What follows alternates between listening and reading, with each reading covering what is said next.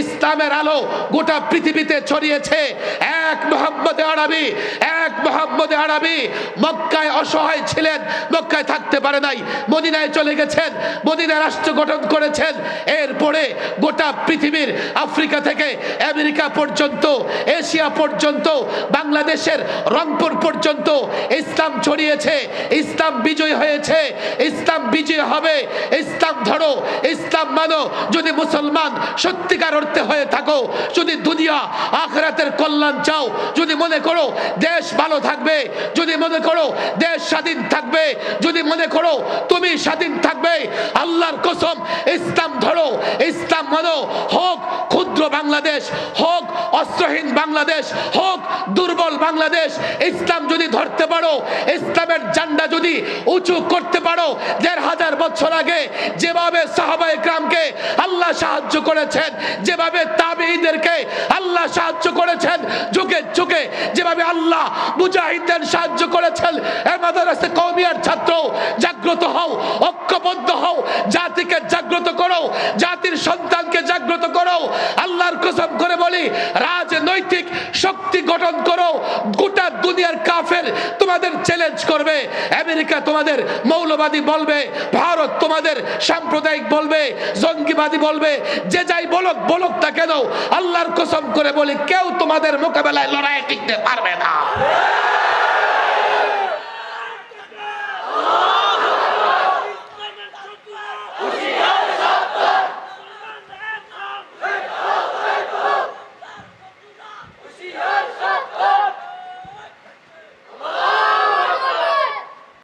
আমি আপনাদের কাছে বলি, দেখেন পরিষ্কার বলি, হযরত হাফিজ হুজুর রাহিমাহুল্লাহ প্রায় ৩২ থেকে ৩৫ বছর আগে হাফিজ হুজুর রাহিমাহুল্লাহ দুইটা কাজ আমাদের জন্য করে গেছেন।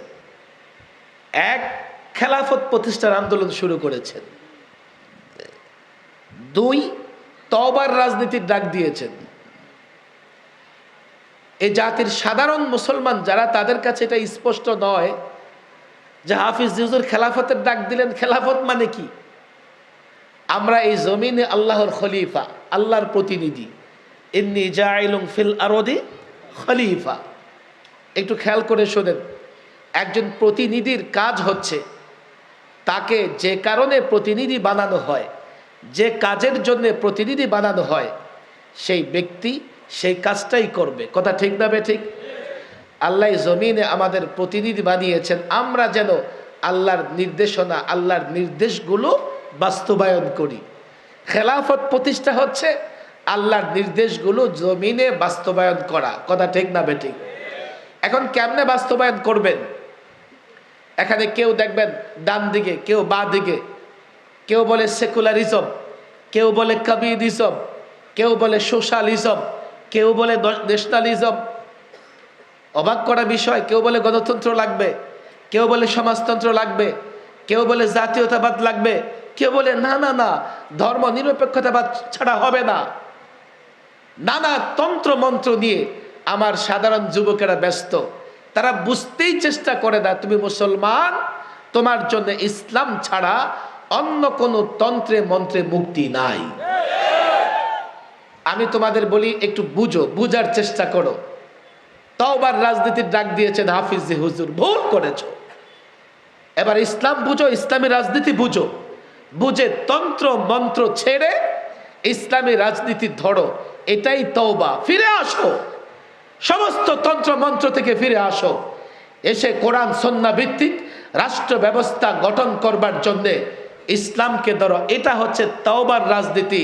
হাফিজ হুজুর শুরু করেছেন।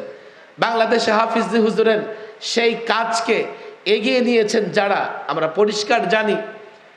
আমাদের শাইখুল হাদিস আল্লামা আজিজুল হক রাহিমাহুল্লাহ, আমাদের পীর সাহেব, মরহুম পীর সাহেব চরমোনাই, মুফতি আমিন রাহিমাহুল্লাহ, যারা ময়দানে থেকে হাফিজ হুজুর রাহিমাহুল্লাহর সে আন্দোলন এবং সংগ্রামকে এগিয়ে নিয়ে গেছেন। এখন আমরা চেষ্টা করতেছি হাফিজ হুজুর রাহিমাহুল্লাহর সেই কাজ যা মুফতি আমিন রাহিমাহুল্লাহ করেছেন, সেই কাজকে ময়দানে সকলকে সঙ্গে নিয়ে এই কাজকে অগ্রসর করা, এই কাজকে গতিশীল করা, এই কাজকে ত্বরান্বিত করা, যাতে দ্রুত এই জমিনে কোরআন সুন্নাহর শাসন ব্যবস্থা চালু করা যায়। আর এর জন্যে আমাদের একটা সংঘবদ্ধ ঐক্যবদ্ধ শক্তি লাগবে। আমি আলেমদের বলি, মাদ্রাসার ছাত্রদের বলি, হ্যাঁ আমি যখন এই কথাগুলো বলছি, আমার জেনারেল শিক্ষিত ভাইয়েরা যারা আছো, কলেজের ছাত্র, ইউনিভার্সিটির ছাত্র, সাধারণ রাজনৈতিক দলের কর্মী, তোমাদের প্রশ্ন হতে পারে আপনি যেদিকে আমাদের ডাকছেন সেদিকে গেলে কি হবে? কি হবে জানো? দেশে দেশে স্থায়ী বন্দোবস্ত তৈরি হবে, স্থায়ীভাবে মুক্ত হবে, আর কেউ তোমাদের পরাধীন করতে পারবে না, তোমার রাষ্ট্রে কেউ হস্তক্ষেপ করতে পারবে না। কেন জানো? ইসলাম হচ্ছে সুন্দরের ধর্ম, ইসলাম সৌন্দর্যের ধর্ম, ইসলাম ন্যায়ের ধর্ম, ইসলাম ইনসাফের ধর্ম, ইসলাম শান্তির ধর্ম, ইসলাম সাম্যের ধর্ম, ইসলাম হচ্ছে ন্যায় বিচারের ধর্ম, ইসলাম হচ্ছে সুষম অর্থ ব্যবস্থার ধর্ম, ইসলাম হচ্ছে বিজয়ের ধর্ম। ইসলাম যদি ধরো, ইসলাম যদি মানো, তোমাকে কেউ পরাজিত করতে পারবে না। আমি যে বন্দোবস্তের কথা বলছি, আমি জানি 5 আগস্টে পরিবর্তন হয়েছে। পরিবর্তন হয়েছে মানে আমি মুক্ত হয়েছি। 5 আগস্টের পরিবর্তন দরকার ছিল। আমাদের ছাত্র জনতা রক্ত দিয়েছে, মাদারেসে কওমিয়ার আলেমরা রক্ত দিয়েছে, উজানির মাওলানা আব্দুর রহমান সাহেবের ছেলে সেও রক্ত দিয়েছে। অনেককেই আমরা রক্ত দিতে দেখেছি। আমরা রক্ত দিয়ে একটা ফেসিবাদকে বিদায় করেছি। এর মানে এই নয় রক্ত দিয়ে যখন রাষ্ট্রকে মুক্ত করেছি তোমরা এনে অন্য কোনো তন্ত্র মন্ত্র প্রতিষ্ঠা করবে। হ্যাঁ, অন্য কোনো তন্ত্র মন্ত্র যদি প্রতিষ্ঠা করো, একটা ফেসিবাদ গেছে, আরেকটা ফেসিবাদ আসছে, একটা যে পথে গেছে আরেকটা সে পথে যাবে, বাংলাদেশ ছাই পাবে, মুক্ত হবে না। আমি তোমাদের মুক্তির পথে আহ্বান জানাই, আমি তোমাদের কল্যাণের পথে আহ্বান জানাই। যদি মনে করো তুমি মুক্তি পাবে, তোমার সন্তান মুক্ত থাকবে, তোমার সন্তান ভালো থাকবে, এই বাংলাদেশে হানাহানি, মারামারি, কাটাকাটির রাজনীতি বন্ধ হবে, দুর্নীতি বন্ধ হবে, ধর্ষণ বন্ধ হবে, একটাই পথ, ইসলাম ধরো, ইসলাম মানো। ইসলাম সেই হেরার গুহা থেকে ইসলামের আলো গোটা পৃথিবীতে ছড়িয়েছে। এক মুহাম্মদে আরবি, এক মুহাম্মদে আরবি মক্কায় অসহায় ছিলেন, মক্কায় থাকতে পারে নাই, মদিনায় চলে গেছেন, মদিনায় রাষ্ট্র গঠন করেছেন। এরপরে গোটা পৃথিবীর আফ্রিকা থেকে আমেরিকা পর্যন্ত, এশিয়া পর্যন্ত, বাংলাদেশের রংপুর পর্যন্ত ইসলাম ছড়িয়েছে। ইসলাম বিজয় হয়েছে, ইসলাম বিজয় হবে। ইসলাম ধরো, ইসলাম মানো।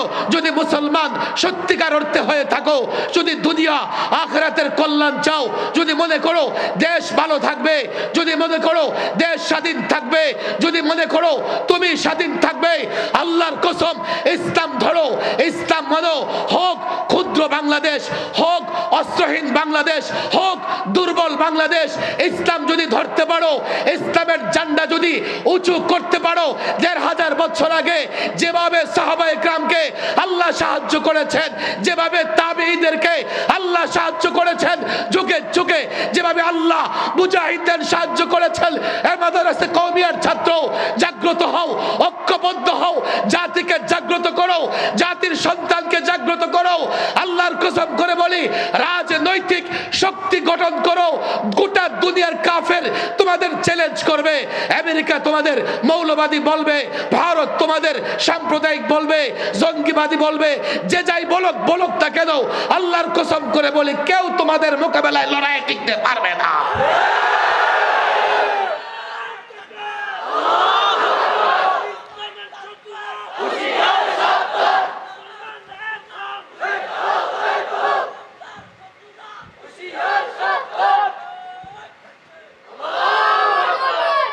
হাফিজ হুজুর রাহিমাহুল্লাহ সেই মিশন আল্লামা মুফতি আমিন রাহিমাহুল্লাহ কাজ করেছেন।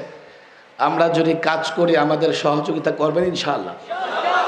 কারা কারা সহযোগিতা করবেন? দেখেন দেখতেছে কে? আমি আবারও বলছি, আমি যদি কখনো ভুল পথে পা বাড়াই মোটেও আপনারা আমাকে অনুসরণ করবেন না, কিন্তু আমি যদি আমার আকাবের আসলাফদের পথ ধরে অগ্রসর হই, মাদারেসে কওমিয়ার ছাত্র, ওয়াদা করো পাক্কা সহযোগিতা করবা তো ইনশাআল্লাহ। ওলামা একরামের হাতে দড়ি, পায়ে দড়ি, কিয়ামত পর্যন্ত আমরা কেউ বাঁচবো না। আমাদের আকাবের আসলাফরা বড় মেহনত করে ইসলামের আমানত আমাদের হাতে দিয়ে গেছেন, ইসলামের জান্ডা আমাদের হাতে তুলে দিয়ে গেছেন। আমরা সেই আমানত রক্ষা করব তো ইনশাআল্লাহ? আমরা সেই জান্ডা উঁচু করে ধরে রাখবো তো ইনশাআল্লাহ? আমাদের সহযোগী হবেন তো ইনশাআল্লাহ? আল্লাহ তাবারক ওয়া তাআলা আমাদের সকলকে দ্বীনের জন্য কবুল আর মঞ্জুর করে নিন।